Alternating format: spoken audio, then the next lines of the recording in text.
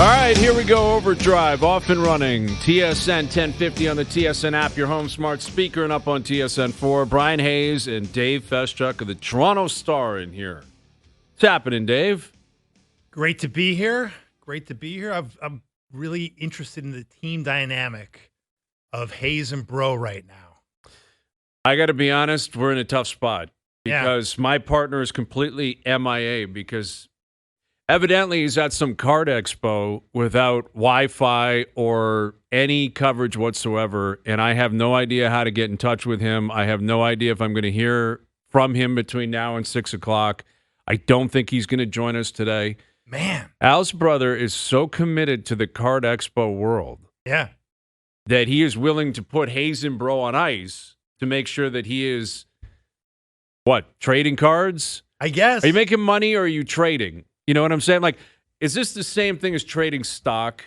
Is that what it is? You're just trading cards? And what kind of cards are we talking about here that have people coming in, I would assume, from all over, maybe the country, maybe the world? I don't know. It's a big night downtown, right? This weekend, the Hall of Fame. This is it. Hall of Fame game tonight. Oh, yeah. On TSN. You're talking about collectible sports memorabilia. Big time. That's the business Al's brother's in.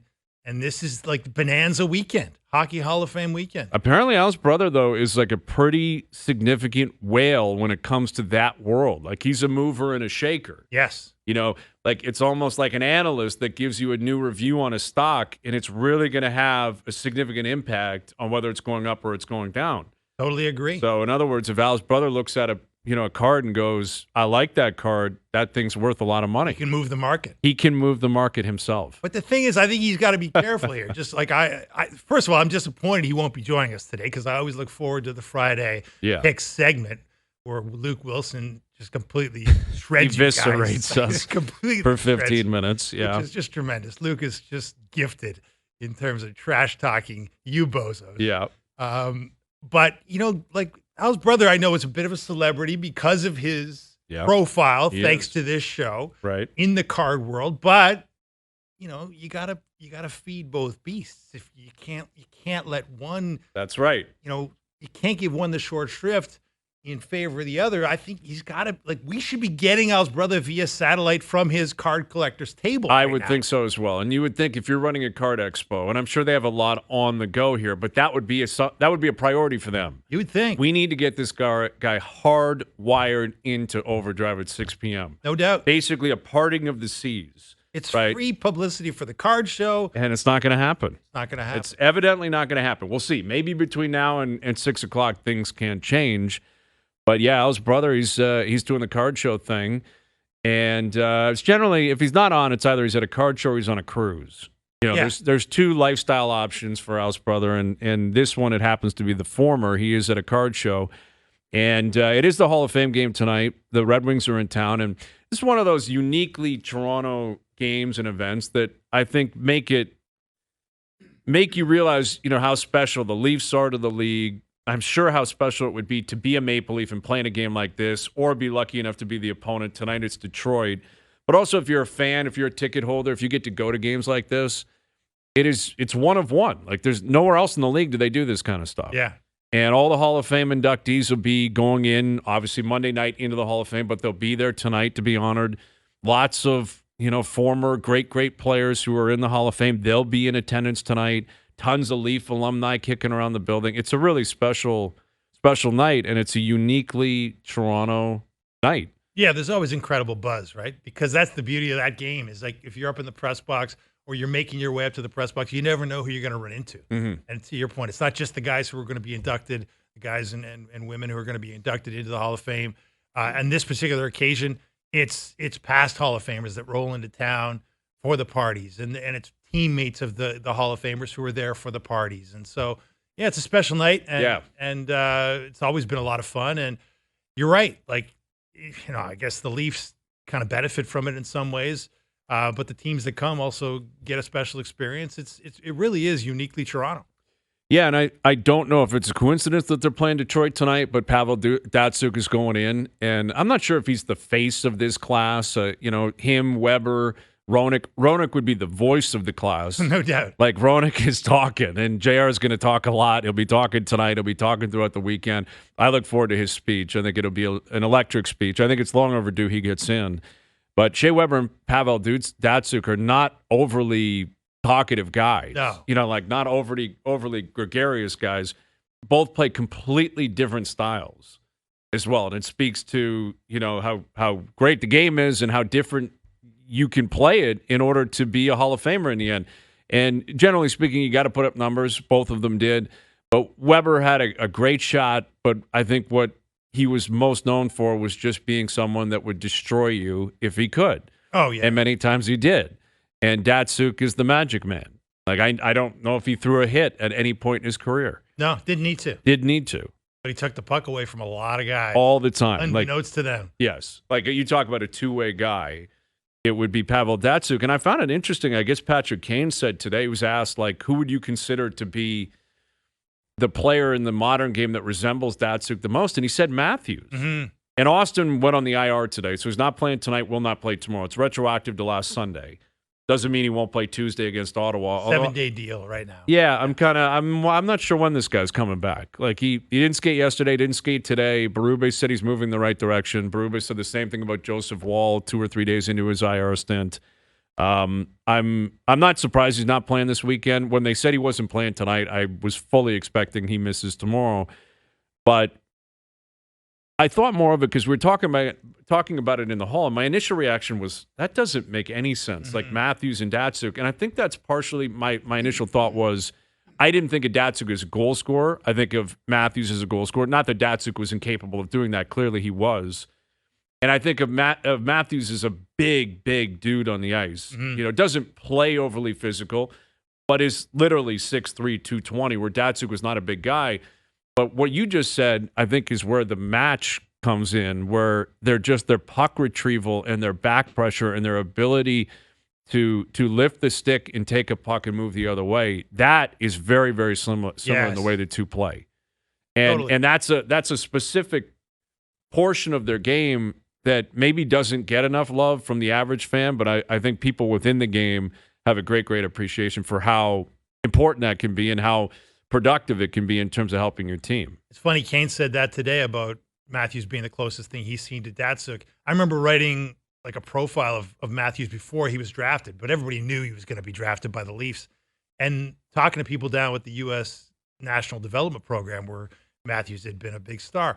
And that was the coaching kind of view of Matthews in those days was, yeah, he's a shoot for a center and he's going to score a lot of goals. But the beauty of this guy is that if he went into a corner with Pavel Datsyuk, it'd be a good match for who's going to get the puck. Right. Because that would be a matching of two strengths, two guys that have incredible stick skills and incredible ability to find pucks. And these guys were saying Matthews, an 18-year-old kid, I wouldn't say Matthews is the underdog in that matchup. Yeah, it's pretty incredible. Which is pretty amazing. And that was based on being crafty and being, quicker and deceptive. Incredibly strong hands, deceptive hands. Yeah, like you slow play it, then all of a sudden, boom, he'll take. And we've seen it a million times in his 8 years as a Maple Leaf, and you saw it a ton as Datsyuk went throughout his career. The thing that Matthews should be able to use more, and I think he has used more as he's gotten older and more mature and felt better about his standing on the ice, is that he is such a big guy. He should be more physical. Yeah. And maybe he relies, and this is where I do wonder about the Craig Berube effect, where maybe you can actually pinpoint that specific play as one where I'm curious how Berube will attack it, because Datsyuk's in the Hall of Fame. Datsyuk's one of the great defensive centers of all time, in large part because of puck retrieval and back pressure and the ability to stop plays before they start. And he did so without any contact or any physicality whatsoever. Mm-hmm. And I can't imagine any of his coaches ever thought, I better ask him to change that.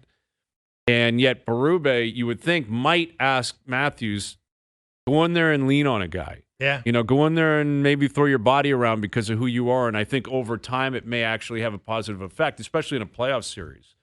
Hit. By game 7, he won't want to hit anymore. Right. But do you ask a guy who is so good at what he does to change that at all, just because you feel like maybe the physicality will have a bit of a different impact? I don't know. I mean, does Berube even want that? Would he even ask Matthews to change the way he plays in terms of puck retrieval and checking with his stick as opposed to with his body? Or in year 9 of your NHL career, can you even change that Yeah. effectively Mhm. without completely throwing yourself into a weird space that you're not used to? Right? Mhm. You know what I mean? Like this guy, it's not in his first rodeo. He's programmed this way. That's how he plays now. Yeah. So I don't know. Not to say you can't tweak how you play, maybe change the emphasis of how you play, but to ask a guy to kind of overhaul how he plays in a major way, especially how he uses his body, right? Like I don't know. It seems a little bit of a stretch to me.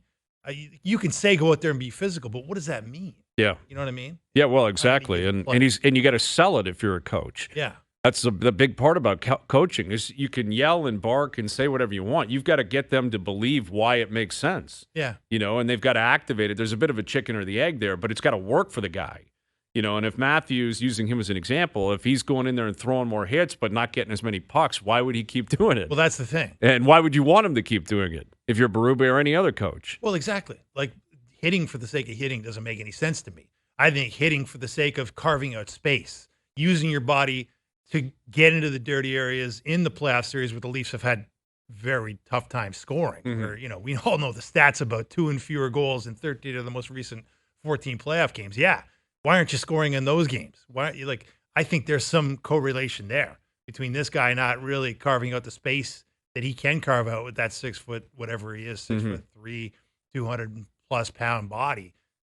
Yeah, I think there is something there, but the question is if you haven't figured it out by now in this league in year 9, are you really going to make a big change in how you kind of figure it out going forward? Yeah, I don't know. It's tough. It's tough to see that happening, and there's also separate rules, separate orders for different players. Right. Like the puck retrieval, you want the puck on Matthews' stick as quickly as possible. So go about it whichever way you choose. Ryan Reeves is going to have different orders.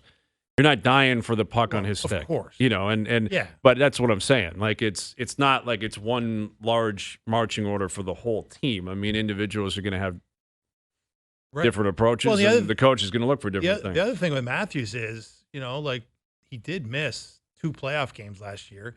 He's missing some games right now. He's missed 57 games he's missed over his first 8 seasons in the league, 8+ seasons in the league. How would you label that?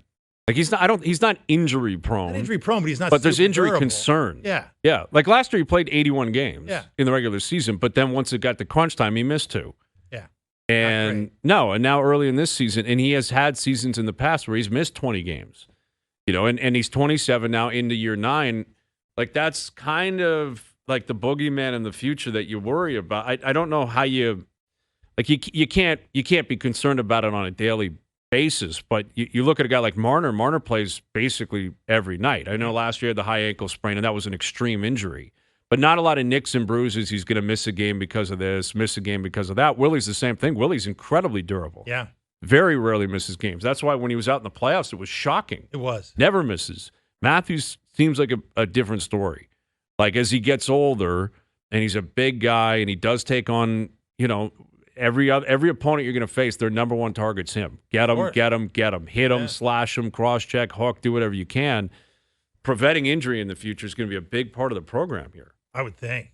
I mean, it's essential, right? But, I mean, again, that's a complicated matter, and they've got a whole sports science department down at Ford Performance Center devoted to it. Mm. I mean, they take all the metrics on these guys. They've got the little, gyroscopes they wear on their They know how they're sleeping at night. Yeah. They got the load management stuff on for their practice. Their practices are all tracked by this incredibly sophisticated digital technology. And I mean, they're trying, but it doesn't always work, right? They're trying in every sport. Yeah, exactly. But injuries aren't going down. No. It is kind of amazing how money keeps going up and injuries keep going up too. I know.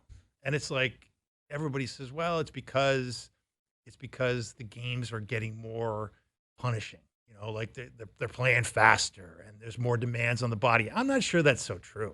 Everybody's been maxing out their bodies since the sport was invented. Mm-hmm. You can't tell me they're just going harder now. relative to the era. Yeah. Yeah. I mean, I guess you could go back and look at game tape. You'd probably find more guys floating through longer shifts back in the day. Yeah. But still, they weren't wearing the same equipment. right back then, and they were getting hit differently, and they were playing more because they were playing longer shifts. There's a different rule book and Different all rule kinds of book, different and reasons why. yeah. Look, I understand it's different, and you can't really compare the eras, but it is curious that injury rates don't go down for all the money they pour into trying to get them to go down. Right, and again, we all know the stats when Matthews is out. Like, they play at a very good pace. Yeah, 106 points. 106-point pace, Yeah. and they won the other night without him, and they played very well. Won 2 playoff games without him. Against Boston. Down 3-1, and they won 2 2 games without Matthews. And it's,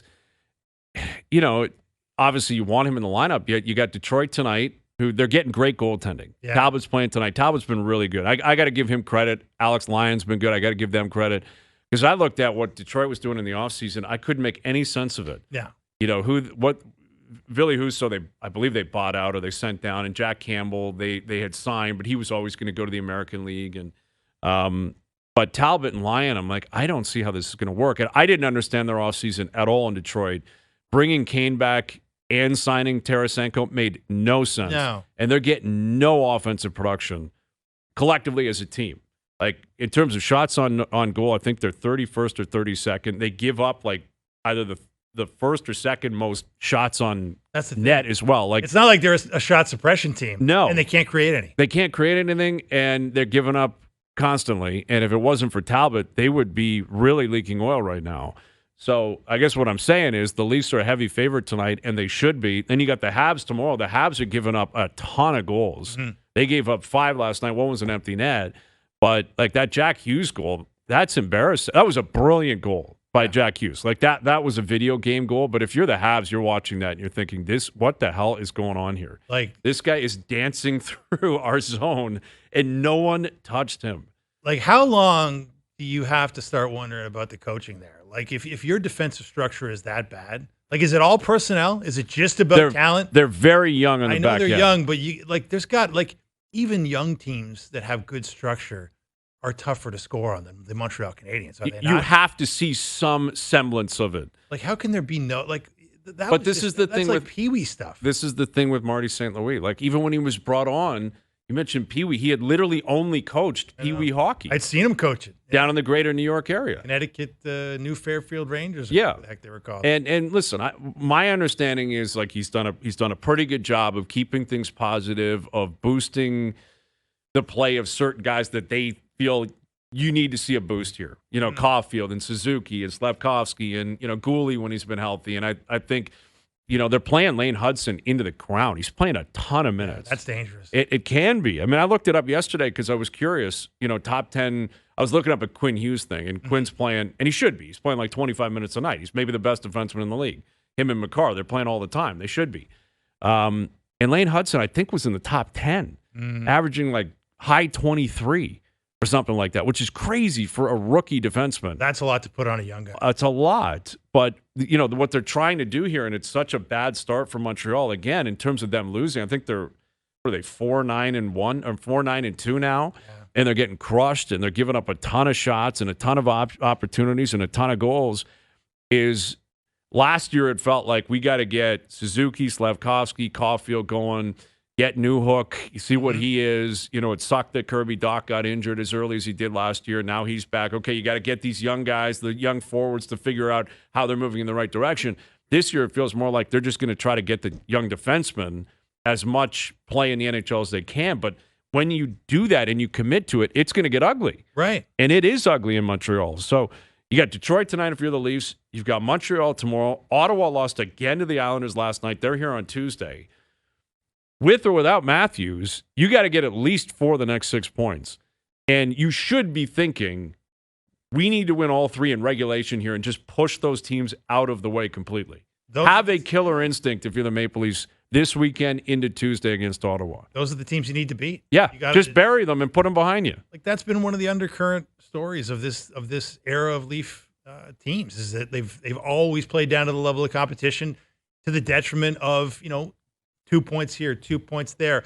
By the end of the year, it's 10 points you could have had in the bank, but you don't, because you lost to Buffalo or you lost to a bunch of scrub teams that you shouldn't lose to. And then we're wondering, well, why are we always playing on the road to start? Why can't we win the division? Why do we not have an easier matchup in round one? Well, that's been a big part of the explanation. This is the easiest way to change that. Yeah.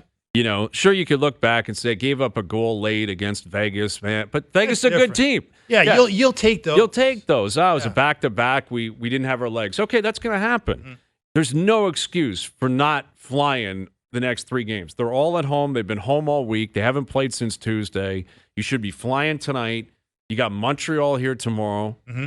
And then again, Ottawa, who plays them pretty well. And Ottawa's had their ups and downs. Again, though, they're not off to a great start. That's probably the easiest way to prove that maybe a Craig Berube team is different. Mm-hmm. And I don't necessarily blame Sheldon Keefe or Babcock before. This is an issue that's been hovering around this team with Carlisle, with Maurice, always. It's been going on forever.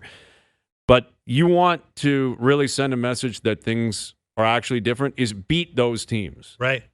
Like Columbus a couple weeks ago was an example of what has plagued this team. And yes, it happens to everyone, but we're talking about the Leafs, and they're an extreme example because they're so good. And they're consistently one of the 7 or 8 best teams in the league, and they're always doing this stuff. And it's one thing, if you get goalied, you get goalied. Okay, Montembeau opening night happens. The other team's goalie played great. Nobody was mad at him for that. But if it's a poor effort, poor execution, you look asleep, that's inexcusable. And that's been a problem for the Leafs in the past. We've seen it too many times. So let's see the next 3 games. Like if you come alive and you're like, all right, it's November now, we're for real, Berube's got his finger on the pulse, I think they could actually send a pretty big message with the next 3 games. I think it would be. It would be because they've already had some really signature performances. The win over Tampa was great. They're the only team to beat Winnipeg. The Winnipeg Jets did it again last night. Yeah. That beating Boston on Tuesday was big. Yeah. So I mean, they've really kind of carved out some really great performances, but this has been the blind spot in the Matthews era, right? Yes. And you're right. It goes on your heels against inferior teams. It goes beyond that, but let's just talk about the Matthews era. It's definitely been why haven't they won the Atlantic Division in the Matthews era? I would say that's one of the chief reasons. Right? Yes, I agree. Losing to bad teams you shouldn't lose to. Yep, for sure. And just throwing points away, really. And so this is and why like Detroit is a team you should just handle, especially when you've had some rest. You're at home. It's Hall of Fame night. There's no reason not to be up for this game. It's going to be an electric evening down there. It's a Friday night. It'll be a little bit of a later start. The crowd is going to be pouring in. It's going to be a fun night. Fun night tomorrow with the Habs in town. Take advantage.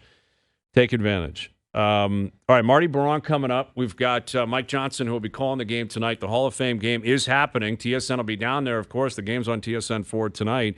Luke coming up. We'll get into the 2-point conversion last night. All right. I wonder if Todd Bowles was watching that saying, see, I told you, just go lose in overtime, right? Todd might have been saying, why not play a little bit longer and lose in overtime? But the Bengals went for it. It was an electric night, man. It was a great football game. The second half was wild. And we'll get into what we saw last night, and we'll have more picks with Luke coming up later this afternoon. The Raptors are out west. They're in L.A. tomorrow and Sunday. 2 different buildings for the first time ever. Amazing. Right? Forever it was Staples Center. We'll see it tomorrow night at Staples or Crypto.com. Now they're going to the Steve Ballmer Toilet Center. Yes, the Toilet Center, brought to you by Steve Ballmer. Right. Clippers tomorrow, Lakers on Sunday. More on that later this afternoon as well. Dave Feschuk of The Star in here. I'm Brian Hayes. Overdrive continues. TSN 1050 and on TSN 4. All right, Marty Biron will join us. Mike Johnson coming up as well. What a football game that was last night to kick off Week 10. And I always find Lamar Jackson night games as the season goes on. He looks so cold on the sideline. Yeah. Like he had the big parka on. He had a toque on at one point. And I was curious what the weather was at kickoff. And someone said it was like 67 degrees. I know. Well, that's Al Michaels was saying. A perfect night for football. Yeah. But Lamar looked like he was shivering. And he did the pregame interview with the sideline reporter with his helmet on. Yeah, that is really not something you see often, I've never if seen ever. That. I don't know if maybe we have seen it. Maybe I just don't remember. But I do not remember a football player keeping his helmet on during an interview. I would have to think he was just so cold. Yeah. Like, I know he's a Florida guy. Yeah. And, Baltimore is not tropical, but it's not northern Manitoba or something. Yeah, exactly. Yeah. Like Maryland's pretty kind of middle of the country down there. Yeah. And 67, that's like 18, 19 degrees. Not bad. Like, why are you so cold? It's not bad. But, man. I don't know. I love Lamar, man. Like, you talk about How many times have we had a Thursday nighter that's just a snoozer, right? Oh, Where you just want to go to bed at halftime and just never turn the TV on again, right? And this was an epic. that was an absolutely epic football game last night. And now a lot of that is based on the offenses waking up in the second half. Yeah. Where, the Bengals were pretty good in the first half. Lamar was completely out of sync. The Ravens were completely out of sync in the first half. And Al Michaels, the whole Amazon crew, they were talking about it, building up to the game, how historically great this offense is and their yards per play, how it's off the charts. And he was going, and they were going 3 and out, 3 and out, 3 and out, and they had 7 points on the board at the half. And then the Bengals come out, score quick to start the second half. At that point, I thought this game's over. This can be a runaway. And then all of a sudden, Lamar and that offense woke up, and they were completely unstoppable to the point where the Bengals score late, just like the Bucs did on Monday night. It's kind of incredible that the last 2 games we've seen the exact same scenario. Yeah. And the home team, Chiefs on Monday, Ravens on Thursday, terrify their opponents. And Todd Bowles and the Bucs decided, you know what? We're going to play for overtime here. We're going to hope we win a coin toss, hope we punch in 6. They never got that opportunity. They lost the toss, and they did not avoid the Chiefs pumping in 6. See you later. Last night, the Bengals decide, I think rightly, because of the way Jackson was playing, we got to try to win this right now. Mm-hmm. We got to go for it, and they couldn't accomplish the 2-point conversion. But this is going to be a constant conversation now. Should they have done that? Should he have maybe gone to overtime? Yes, the refs screwed up. There was a holding call, and there was, Burrow got hit in the head pretty hard. Should have been roughing the passer. There should have been at that point. But I thought for the most part, the refs over the course of the night stayed out of the way. Yeah, so, but you don't stay out of the way on that, though. You're not supposed to. That's a clear penalty. Right. And at the biggest moment of the game, you got to call the penalty. You got to call penalty. See, this is the thing. I was thinking about it today. I don't want penalty calls. I want the refs generally out of the way. But there have to be big standalone moments where you almost have to be overly diligent when it comes to calling penalties. I agree. Or at least be prepared to and have the courage to call it. I wonder how much of that is the ref being we're in Baltimore here. I'm just going to allow this. If they get it, they get it. If not, I'm not throwing a flag. Yeah. How much of it was almost they just didn't have the courage to throw the flag. Feels that way. As opposed to we didn't see it.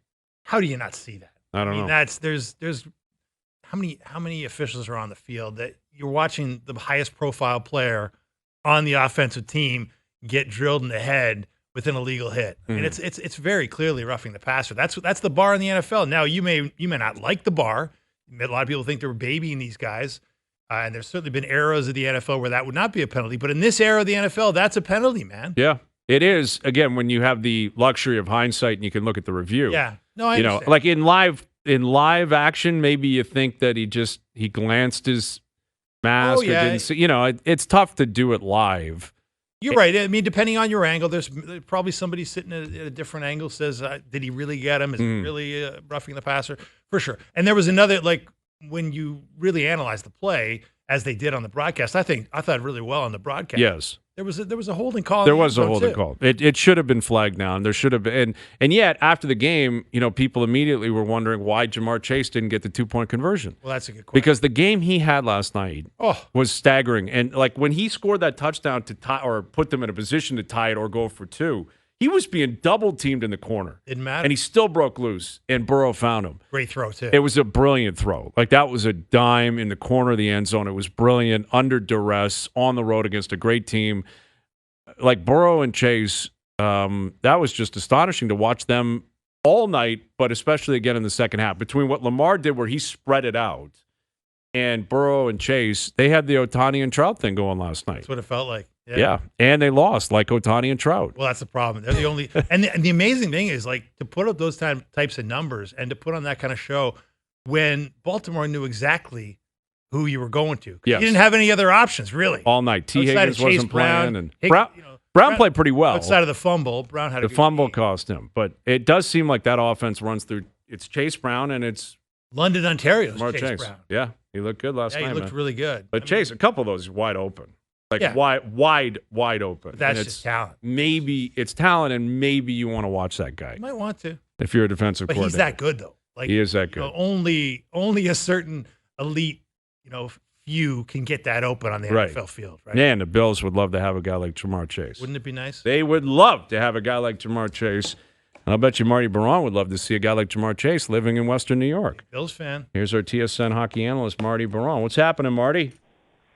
Well, I would love a Jamar Chase. I would like a Coleman and Amari Cooper to be healthy, and that would at least be that for the Bills. But I'll ask you a question about last night. Do you think that it mattered if the Bengals get the 2-point conversion? Wouldn't the Baltimore Ravens go 30 yards in 45 seconds and 2 timeouts, and with their kicker Tucker kick a field goal and win anyway? Like, I don't think it mattered in the end because I think the team that got the ball last was going to win, and Baltimore was going to walk down and kick a field goal.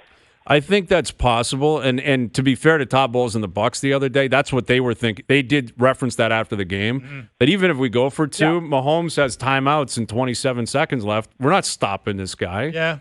And they were concerned about that, too. Now, it turns out the Chiefs did not take it down the field and kick that field goal. They but had the chance. They had the chance, so maybe they were thinking the same thing on Monday. And you could be right, Marty, because it just looked like a track meet in the second half. Like there was no defense. You couldn't stop anybody. The Baltimore Ravens scare me. They scare me as a Bills fan because it's Lamar, it's Derrick Henry. Derrick Henry, even when he was in Tennessee, used to walk all over the Bills. The Bills are good defensively. They're athletic and fast, but they're not big. So I think it makes a big difference. I agree with you. And what scares me for the Bills is that I think the Chiefs are going to finish with that 1 seed, and that means Bills finish with the 2 seed, Ravens the 3 seed. Guess who's playing? Yeah. Before you even get to the Chiefs, right? You're probably going to have to go through the Ravens if you're the Bills, Marty. Yeah, no, I don't like that at all. No. But maybe they can rest up because they'll have clinched their division probably by the bye week in 2 weeks, and then they can get themselves, rested and healthy to play the Ravens. Yeah, that's true. I think they've probably already clinched it. I mean, they're not going to announce that publicly or act like it, but I don't think anyone else in the AFC East is chasing down the Bills with Marty Biron. So we got the Hall of Fame game tonight. You would have played against Datsyuk. You would have played against Weber. You would have played against Jeremy Roenick. What's it like for a guy like you, Marty, who faced all these guys, and now they're going into the Hall of Fame? Yeah, it's pretty cool. They were all 3 of them so different. Like Pavel Datsyuk was nicknamed the Magic Man, and for a reason. He could do things on the ice that nobody else could. He would take the puck away, good defensively. But when he had the puck, he reminded me a lot of Sidney Crosby now. The very straight blade. You never knew if he was on his forehand or backhand, what he was going to do with the puck. He beat me short side one time when I was with the Flyers, and he made me look silly because I really did not expect him to shoot the puck, and I looked like a peewee goalie in the NHL. So he was great. Jeremy Roenick was a showman, so that was the thing with Jeremy Roenick. It was fun, and whenever he stepped on the ice, he was so electric. And Shea Weber just had a massive shot, and that alone was scary for a goalie. So all 3 of them were pretty cool and had a great impact. Hey, Marty, when you think back to Roenick's era, as somebody who was watching the league at the time, I really liked the fact that he was outspoken. He was a great quote in the media, seemed to enjoy kind of going head-to-head with other players. The Patrick Waugh back and forth was probably the most famous. But how did you perceive that, and how do you think he was perceived by other players for his showmanship, for his outspokenness? Was that frowned upon in the conservative hockey locker room, or how do you think it was kind of perceived? It wasn't frowned upon, but I remember when he was dancing with LA in the commercial break when they had the game in Vegas, and he's doing the Saturday Night Fever dance and all of that. Like, guys were kind of wondering, like, is this what we want? Like, as an NHL kind of image, like dancing and during the commercial break. But Jeremy Roenick could do it. He was the showman. I remember there was a game in Buffalo. He was with the Flyers where he got a stick in the face on the breakaway and no calls were made. And that's when he had the rant about wake up NHL, like I'm bleeding like a stuck pig here. But he tossed a water bottle from the bench all the way across the ice, and he hit the referee in the leg, and he got suspended for a game. And then, you know what it told me? The passion that he had for the game. Like, yes, he's a showman. Yes, he likes to dance, and he likes to, have fun with everything. But his passion for the game is greater than all of that. Like, he wants the fans to truly come to the game and have an experience and enjoy the game of hockey. That's why he was so different. That's why it was accepted for Jeremy Roenick to do it. because he showed it through his fashion. With Marty Biron, our TSN hockey analyst.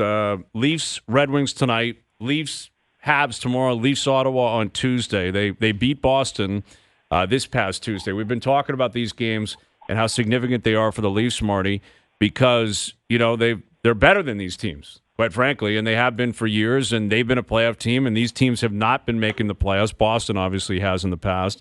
But how significant is this from your standpoint? I guess, down in Buffalo, you're obviously covering a team that is on the outside looking in and has for a while and would be chasing a team like the Leafs. How significant are these games for the Leafs to send a message, but also pick up 2 points, ideally in regulation, against teams like Detroit, Montreal, Ottawa, to just keep pushing them further and further behind? It's very significant. I think the Leafs are better than the record has shown, and right now they got no Matthews, and if you can put some points in the bank without Matthews, and when he gets back, you're like, okay, let's keep rolling. I think it's significant. I look at the Toronto Maple Leafs, and I look at the way Stolarz is playing, which is exceptional, and they should beat teams that are, lower than them in the standings and start to separate, right? There's a lot of that clustered in the Atlantic Division in the middle there. Start to separate and start to assure yourself in that division. So Stolarz is playing well. I like a guy like Matthew Knies in the way that he played. He's got 7 goals. 6 of those 7 goals are within 10, 12 feet of the net. Like, he's big and strong, and he's starting to take a next step. There's so many of those type of stories inside the Leafs right now that are great, but their record doesn't show it just yet. So winning those games, like, okay, beat Detroit, beat Montreal, like getting 2, 3, 4, 5 wins in a row is going to start showing that your record is what your team is. It's good, and you're going the right direction. Well, in terms of Stolarz, we've had this debate since he arrived, the fact that he's never played that many games in an NHL season, Marty. Like, he hasn't even tapped out at 30 starts in any independent season in his career. They haven't played 30 games, so he can't get to that point, but he's on pace to blow past that. Where do you stand in this conversation in terms of Stolarz and allowing him to chase 50 starts if need be, and how comfortable will you be in him doing something that he hasn't done in the past? I'm very comfortable because I think he plays a type of game that is not I'm not saying he's not tired at the end of the game, but he conserves a lot of energy. He's big and he plays deep. He doesn't have to move a lot.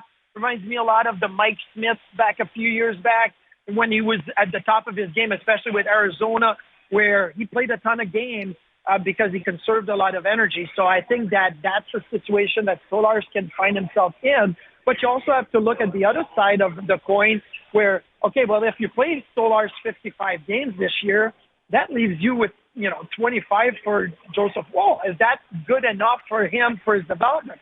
So I think in the end, if Woll performs well, as expected, and if Stolarz continue to perform above expectation, maybe it's more 45 games for Stolarz and 35 games for Woll, because you have to consider the development of Joseph Woll. But in the end, if Stolarz is that good and has a .925 save percentage by February, then he's going to continue to play.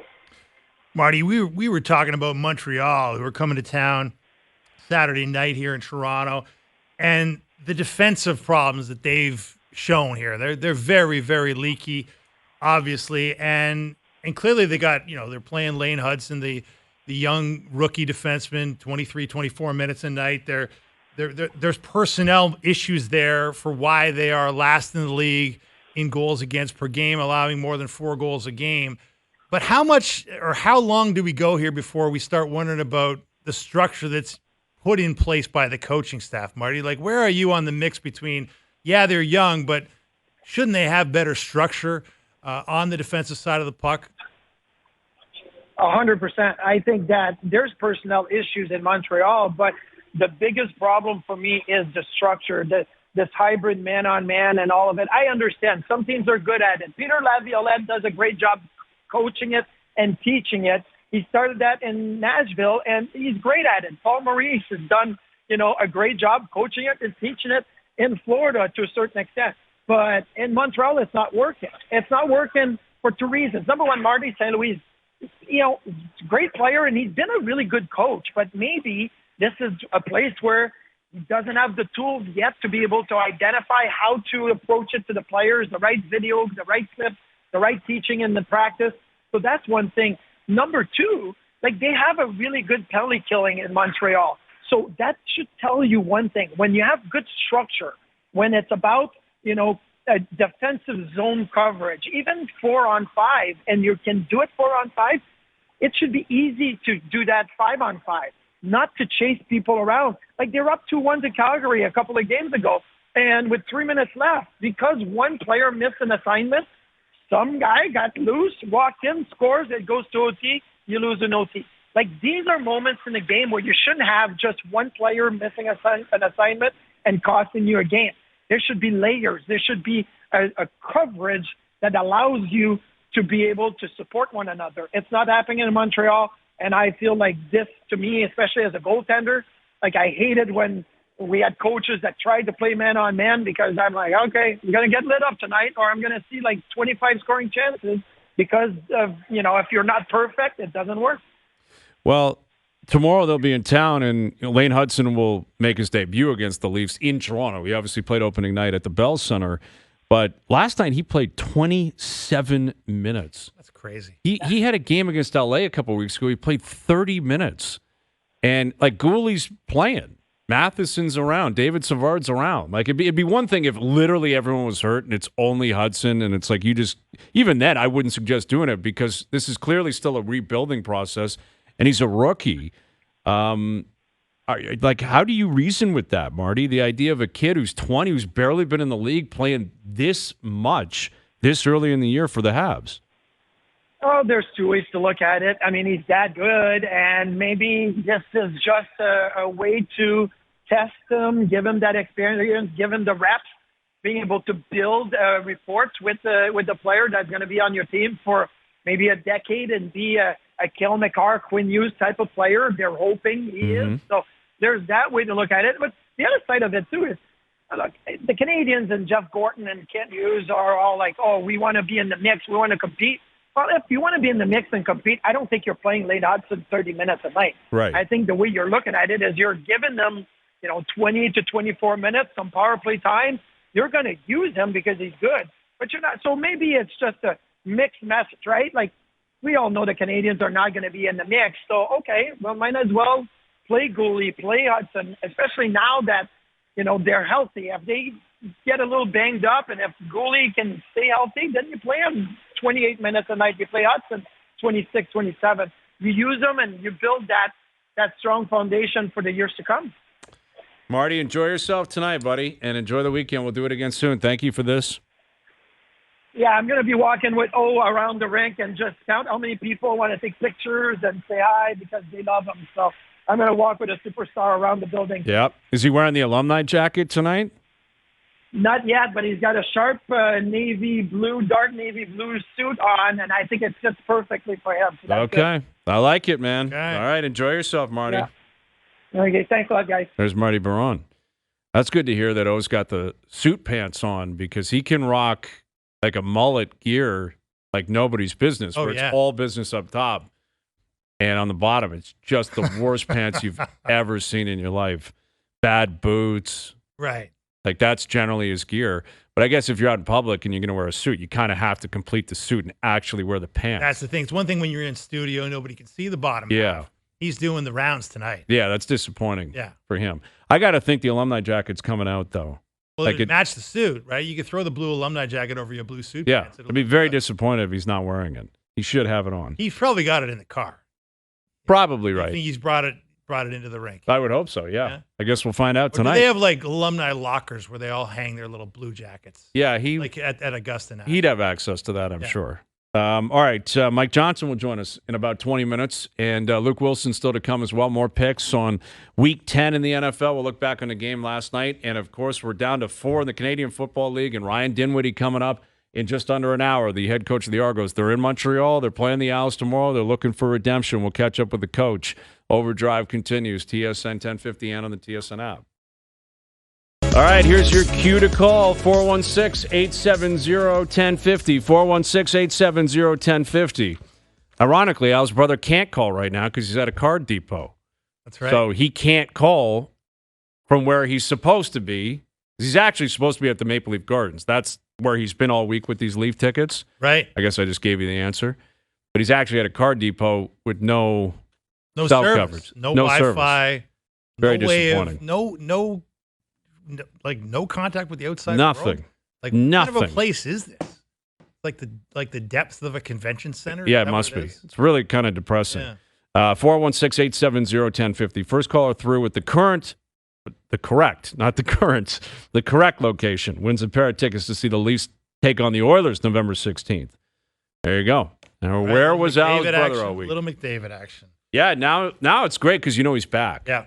I think even if he's not playing, it's a big, big game when the Oilers roll through town. That's always been the case my whole life. With Gretzky and the Oilers in the 80s.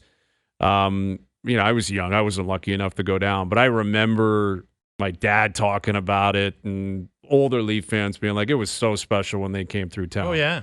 And now it's, I don't know if it's the same. It probably isn't. But it's as close as you can get. I mean, and now McDavid's playing. If he's playing, it's a pretty good show. It's as big as it gets, man. There's David nobody that plays Draisaitl. like him, and he only comes once a year. Yep, once a year. So he'll be here in, I guess, a week. And the Leafs are back in action again tonight. Detroit in town. So more on that into the next hour. Overdrive continues. TSN 1050 and on TSN 4.